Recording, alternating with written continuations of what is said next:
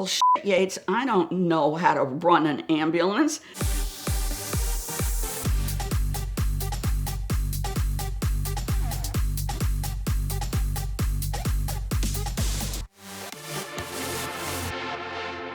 The ambulance, thanks to Hal Needham, the engine was so exotic that it was trouble from even before they turned it over for the first time. They always had to goose that along, and then the night of the event, they were still working on the engine of the ambulance. They were really worried because they didn't have a backup.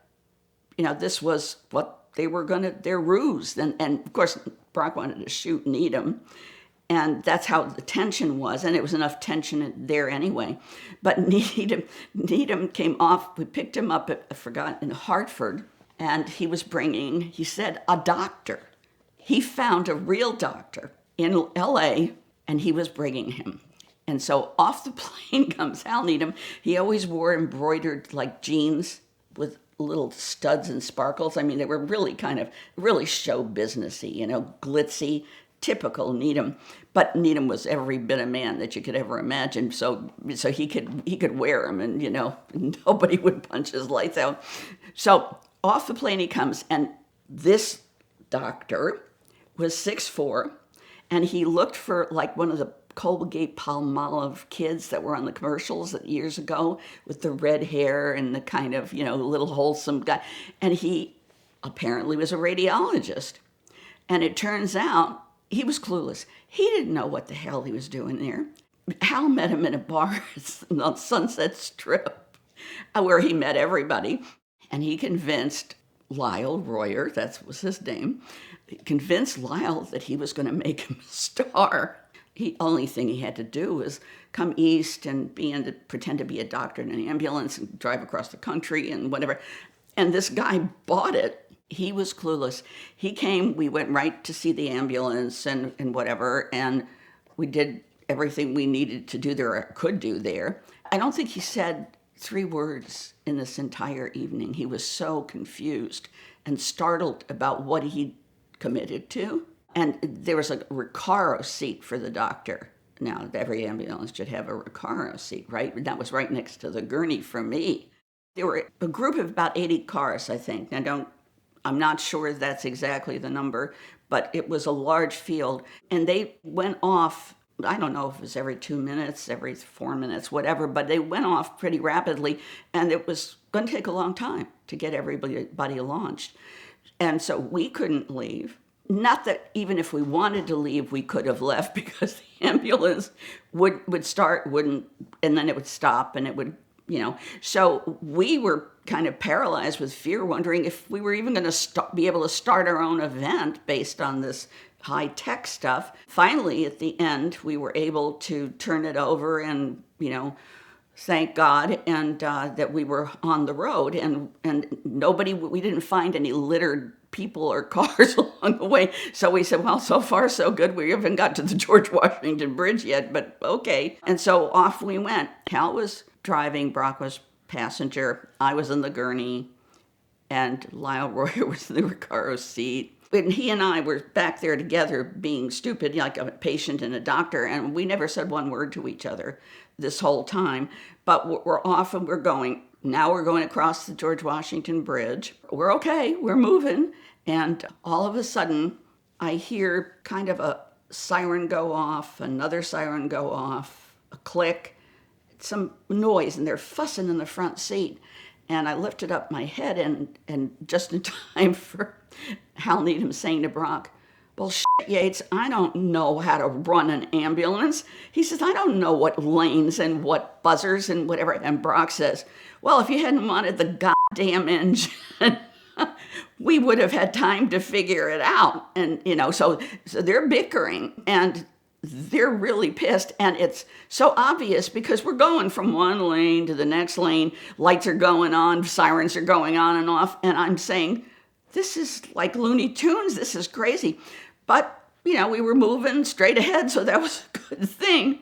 Then probably, I don't know, it must have been about Bergen County, New Jersey. And all of a sudden, I hear Yates say, oh, shit, we're screwed. And I said, what does he mean we're screwed? And Needham said, well, what's going on? What? He says, we got cops behind us with lights on. He said, you got to pull over. And Needham said, oh, no, Needham said every 12 seconds. And he said, excuse me, everybody. So I get under my blankets. The doctor gives me, I didn't realize they brought a IV along with water in it. And you know, when you put water trickle down your arm, well, maybe you don't know. Well, women, you trickle down your arm, you get this incredible urge to have to go to the bathroom with the water. So now I'm hooked up to an IV that is not functioning properly on me, but I can't move, I can't say anything because I'm supposed to be in a coma. I was in the coma of fear, is what I mean, that's why I didn't move.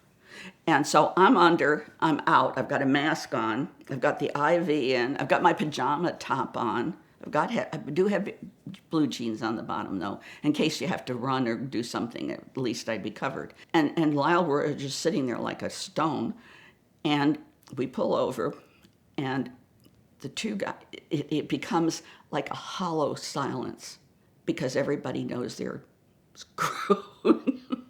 What are we going to do? So Brock and Hal get out the doors, they close them, and then Hal walks around and they come to the ambulance door, and all we could hear is them talking to the troopers. After a few minutes of conversation, one of the policemen say, you're an ambulance, you got a patient, you're just driven by 3 hospital signs. Where the hell are you taking her? Or he didn't know me, a girl. He said, where are you taking the patient? And Brock and Hal, almost in sync, said, L.A. And I'm I'm sucking air in the mask. I'm going, because all I could hear was their response. And the trooper said, L.A., what the heck's wrong with the patient? And so they both said, ask the doctor. And I'm now comatose under here, pretending to be comatose. And I am scared out of my mind because I don't know how this doctor, who hasn't said one word to me, is going to deal with this, because he was clueless. So the door slides back and I hear the rumbling of the door, and Lyle puts his stethoscope on. He's got all the accoutrement of a doctor, clipboards and so on. And he turns to the troopers and says, and I'm paraphrasing really, officers, we have got just 48 hours to get the senator's wife to L.A. Medical Center. And there was silence. Brock and Hal were like, ooh, that sounded pretty good, And they were judging his acting skills. I'm lying there saying, wow, that's pretty impressive. And the two troopers are saying, what's wrong with her? And he says, the senator's wife has fibrocystic disease of the lungs, and she cannot be flown. And the troopers kind of each looked at each other, and they didn't know what the heck to do. They were totally confused. Brock and Hal's pupils were dilated about this, like Rocky Raccoon.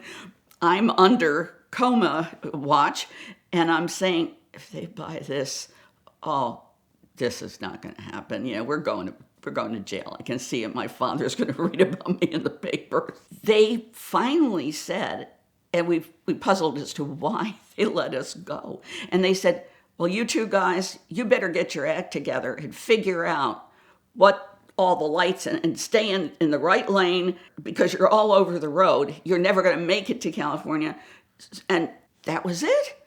And we heard the door slam shut, the track rolled over. Lyle Royer went back to being a stone, and Yates and Needham climbed in the car. This time Brock was at the wheel and Hal was the passenger seat, and everybody was, again, dead silent. We could not believe that the troopers didn't do anything. And we had a forged tag on the back of the ambulance. Everything was wrong, and the ambulance had a Recaro seat, And while they were talking and the door was open, the ambulance was going vroom, vroom, vroom, with a souped up engine. I mean, there were all the signs there that this was bogus. And the troopers let us go. Some 20 odd years later, we always wondered, People magazine came and interviewed Brock and I for the movie, and there was an awful lot of publicity with the movie. So we often wondered if those policemen ever realized that they were taken. And this was, wrong, and this was a stunt. And we wondered what the troopers were saying on a parallel track to our telling of our story. And it was one of the sweetest moments in my life, truly. Barry Maguire came to our house to do Car Crazy, and they, of course, had talked about the Cannonball and whatever. And Brock said, well, we never met the troopers, and, told the story about being arrested, and that really did happen. And it was pretty word for word what it did occur. And Barry looked at the TV screen and said, if either one of you troopers or anybody who knows them sees this program, you call me. And one of them, Mark Fenich, who is the only fellow that was still alive, called and introduced himself. And Barry called us, and he called Hal, and then we set up a conference call, and we met each other by conference call and talked. And it turns out that the trooper, Jim, who was the other trooper, who went on to become the chief of police for Bergen County in Jersey, had passed away, but that they had been telling their story on a parallel track for years. And they knew, and they said they just didn't know what to do with the senator's wife, because senator, they knew the rain had come down on them. If they, screwed with a political figure, they were going to get in more trouble than it was worth. And they just said, forget it. Let's go. We're out of here. And it was such a charming story. And then when Brock's book on Cannonball was released in 2001 or something, I think, we were at Sardi's for the Chowder Society for a book signing. And unbeknownst to us, they had located the troopers, and they invited them to come to New York and have lunch and to tell their side of the story. It was such a magical moment. They were such great guys, and they had the best senses of humor. And Mark Fenich, who's the second the trooper, could have been an MC. He was so funny. Turns out he's a car restorer, and he does beautiful, beautiful work. And he said, we knew it had to be bogus, but he said, we didn't know what to do with it. The Chowder guys loved him and, threw rolls at them. And they presented Brock with a 47,300 something speeding ticket for that arrest that night. And they were so thrilled to be there. And the Chowder gave him a standing ovation. And it was really just a neat moment. It was everybody coming together with a sense of humor, It was very sweet.